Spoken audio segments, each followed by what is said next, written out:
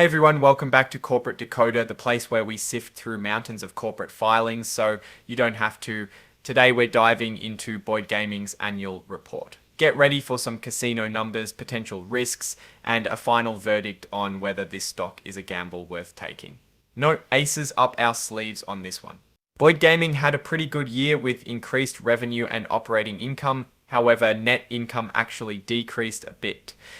We will take a look at how they plan to keep things rolling with their core customers and efficient operations while continuing to grow and expand. So let's get into it. Boyd Gaming is a big player in the casino world. They own and run 28 casinos from Nevada to Pennsylvania. They're also getting into online gaming. They are working on that business to business and business to consumer kind of online casino stuff. They are looking to really get a leg up with the digital world. They have got a deal with FanDuel, which is smart. They are putting FanDuel sportsbooks in their casinos and doing online sports betting in most states where they operate.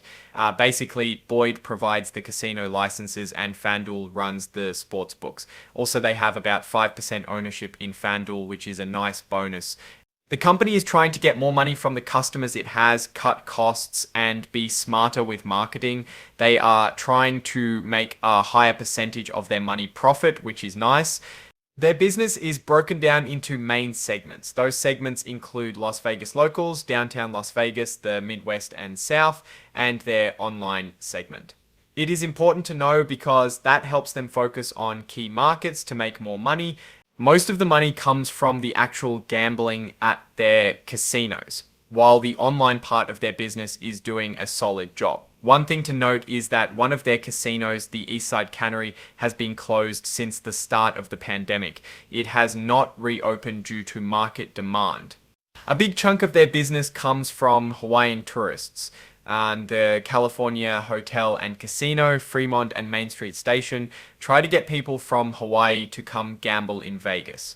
Hawaiian customers make up around 74% of occupied room nights at the California Hotel.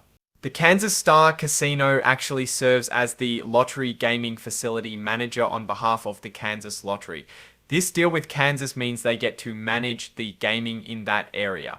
Boyd is expanding the Boyd Interactive branch by acquiring Resorts Digital and Pala Interactive. They are putting more focus on their B2B and B2C business models. They are really trying to make that online gaming money, and their online revenue numbers seem to be growing. As far as employees go, the company seems to be doing all right. The average worker has been with the company for about 8.5 years. The company has collective bargaining agreements with 6 unions covering about 1,090 employees. The company really cares about corporate social responsibility, or CSR. They have a whole plan that touches on the environment, their employees, the community, and just running the business with high ethics. They are being recognized as a great place to work and recognized for responsible corporate decision making. Here comes the serious talk. Because this is a public company, they have to include legal language about forward-looking statements and various factors that could affect the company's results. There is an entire section to look over, but now we will go into the risk factors, which is very important to review. Because the company is dependent on people spending their money in casinos, any economic downturn could hurt them. Inflation, job losses, and fears about the future could make people spend less at their properties. Like any company that deals with a lot of personal data, cybersecurity is a big risk. A data breach could be expensive and damage their reputation. Also, there are new privacy laws coming out that could increase their operating costs. The gaming industry is super competitive. If other gaming companies expand or offer better promotions, Boyd could lose business. The expansion of sports betting and online gaming is constantly changing things. The company also has competition from casinos that are run by Native American tribes. In some cases, these competitors pay little to no taxes. They may have to write down the value of some of their assets, such as the gaming licenses, the brand name, or goodwill. If their casinos do not, sets in M, perform as expected, they may have to take a big non-cash charge, which would negatively impact their results. Their business is closely monitored with extensive laws, regulations, and ordinances. It is very complex. If they do not tears comply with these regulations or are unable to get new licenses or permits that may be required. It would really harm their business. A large part of their business operates in areas that may be subject to extreme weather conditions, including hurricanes, floods, tornadoes, wildfires, and winter storms. Damage to their properties due to natural disaster could really halt business. Checking in on investor relations, as of February 17th, 2025, Boyd stock was trading at $78.53.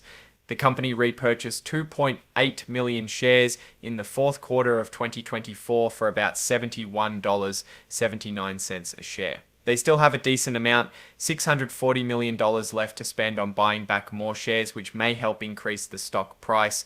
Okay, time to dig into their financial results. In 2024, total revenue was up about 5%, mostly thanks to their online segment. Operating income was also up a bit. The number most people look at, net income, was actually down due to some tax stuff and interest changes. They seem to like using a metric called adjusted EBITDA, which is their earning before a bunch of stuff happens. Their adjusted EBITDA was generally flat. It was only slightly down. Las Vegas locals took a hit with revenue down thanks to increased competition. Downtown Las Vegas saw a revenue boost. Midwest and South was generally flat. The online segment revenues grew a lot here, mostly from those sports betting deals with FanDuel and other market partners. We can see their online segment is a major player here. Boyd has a fair amount of debt. They had about $3.2 billion in long-term debt as of December. A large portion of their facilities are under leased property. Their debt agreements also have a bunch of rules they have to follow. One of those rules is that they have to lease certain facilities. They need a lot of cash to keep up with their debt payments, which is subject to economic conditions. If they aren't able to refinance all the debt, they might need to sell some stuff, restructure, or get more investment partners, which is not ideal. The Boyd family has the ability to significantly influence what happens at the company because one individual, Marianne Boyd Johnson, our executive chairman of the board of directors, together with her immediate family, beneficially owned approximately 27% of the company. A look at cybersecurity. Boyd is aware of cyber risks and is working to mitigate them. They implement various mechanisms to manage and assess cybersecurity threats. Boyd has a whole plan to deal with cyber attacks, including working with outside agencies and training their employees. Their Chief Information Security Officer is in charge of making sure everything is secure. For all that, the company states that previous cybersecurity risks have not really affected the company and it is not reasonably too likely to occur. Now, looking at these results more broadly, Boyd appears cautiously optimistic but also seems to be making safe decisions. They are taking on some risk in sports betting with FanDuel, but also hedging in the online casino business. And the results show that their conservative nature to spending is likely to result in long-term success. There are some interesting risks associated with the company's debts and the fact that the Boyd family seems to have some control. But looking at their valuation at almost $80 and price per share, a reasonable target price range would be $80, $90. Overall, I am a little bullish because it is a safe bet, but maybe missing out on some more aggressive growth opportunities that may bring higher returns. But their debt and interest rates must continue to be monitored. Thanks for watching. If you enjoyed this video and thought this was helpful, please subscribe and let me know in the comments what corporation report I should decode next.